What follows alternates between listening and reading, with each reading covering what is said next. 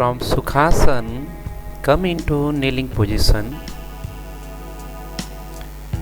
Knee hip width apart and toes pointed. Place your palms on the mat.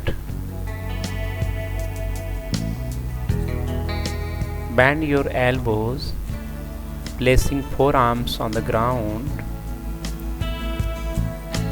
Slowly place your forehead on the mat. Extend your hand completely, as comfort as possible.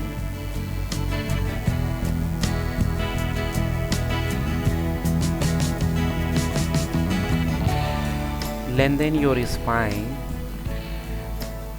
and engage your belly. Just be in relax and watch your breath.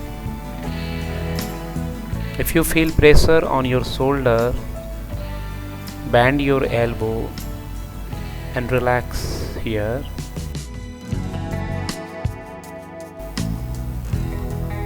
After staying 5 to 8 breaths, slowly come back and relax in Sukhasana.